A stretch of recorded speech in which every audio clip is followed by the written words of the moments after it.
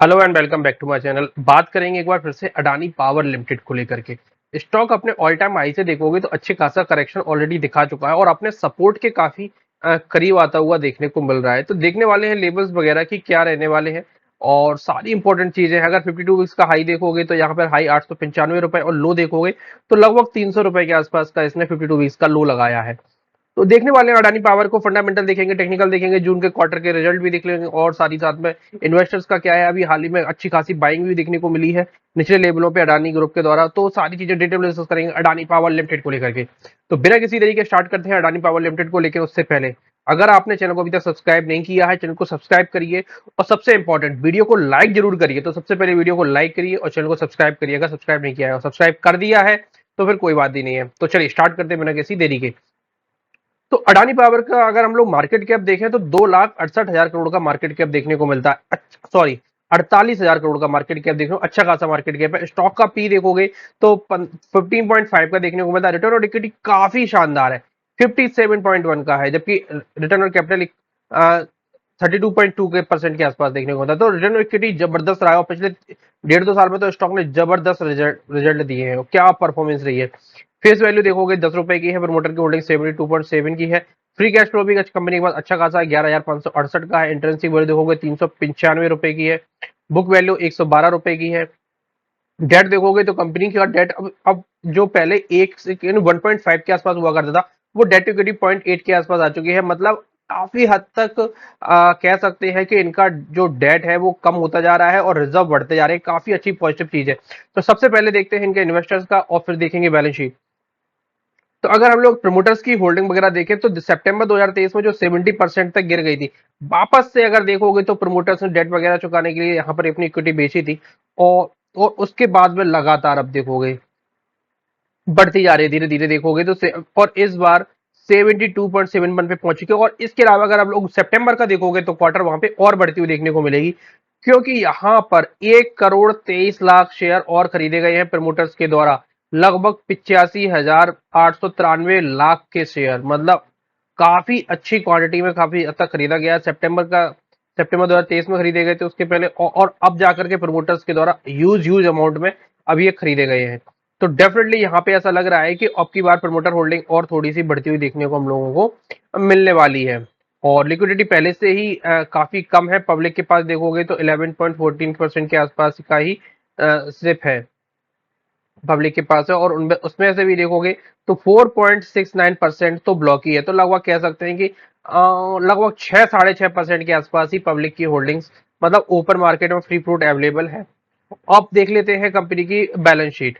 तो balance sheet देखोगे तो इक्विटी कैपिटल 3,857 करोड़ की देखने को मिल रही है। रिजर्व देखोगे तो लगभग लगभग 40,000 करोड़ रुपए पहुंच चुके हैं। और जो सितंबर का जब और बैलेंस शीट निकल के आएगी और रिजर्व वगैरह की डिटेल निकल के आएगी तो मुझे लग रहा है कि आराम से ये 48,000 करोड़ के आसपास या 45,000 करोड़ के आसपास हम लोग इनको देख सकते हैं। बोरिंग देखोगे तो लगभग लगभग 34,000 करोड़ है और ये डेफिनेटली रिड्यूस और होने वाली है, क्योंकि कंपनी ने अच्छी खासी 2 क्वार्टरों में अगर देखोगे तो इंटरेस्ट कॉस्ट 820 करोड़ की और 811 करोड़ की ये और चुका दी है। तो लगभग लगभग 2,000 करोड़ इसमें से और माइनस रख लीजिए। तो लगातार कंपनी अपना इंटरेस्ट कॉस्ट अच्छे तरीके से पे कर रही है, तो जिससे और बढ़िया पैठ निकल सकता है। हालांकि कंपनी के पास रिजर्व है, थोड़ा सा और डेट पे करके अपना कर लेना चाहिए, लेकिन कोई दिक्कत की बात नहीं है।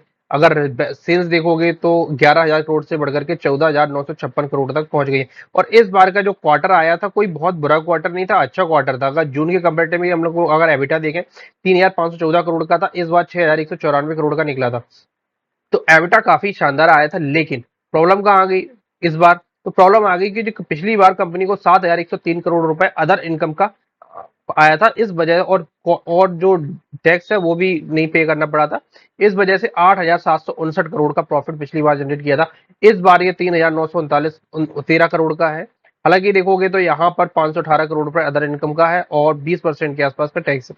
तो ओवरऑल ठीक है, प्रॉफिट काफी अच्छा है अगर देखोगे तो, क्योंकि ऑपरेटिंग प्रॉफिट देखोगे तो 41% पर है, जो कि बहुत अच्छा है। बहुत, मतलब एक थर्मल पावर प्लांट वगैरह के लिए 41% के ऑपरेटिंग प्रॉफिट मार्जिन निकालना अपने आप में बहुत बड़ी चीज है। ओवरऑल अगर हम लोग चीजें देख ली हैं, अगर हम लोग और बाकी चीज भी देख लेंगे तो सभी प्रकार के प्रोज ही देखने को मिल रहे हैं, कॉन्स वगैरह कुछ भी ऐसा को देखने को नहीं मिल रहा है। चलिए अब देख लेते हैं टेक्निकल पे सबसे इंपॉर्टेंट।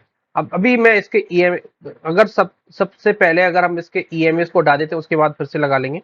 तो यहाँ पर देखोगे तो अपने ऑल टाइम हाई से सबसे इंपॉर्टेंट क्या है अपना, अगर इसका ऑल टाइम हाई जो 895 रुपए का था, 95 93 है, चलो कोई बात नहीं। अगर देखोगे तो ऑलमोस्ट 30% का करेक्शन अडानी पावर में हम लोगों को क्लियरली देखने को मिल रहा है, और सपोर्ट पे आता हुआ स्टॉक वापस से देखने को मिल रहा है। और सपोर्ट लेवल क्या है, तो सपोर्ट लेवल इसका निकल के आएगा 580 रुपीज का। हालांकि ये लेवल्स भी एक सपोर्ट का ही है जो कि है 634 रुपए का, ये भी काफी स्ट्रॉन्ग सपोर्ट है।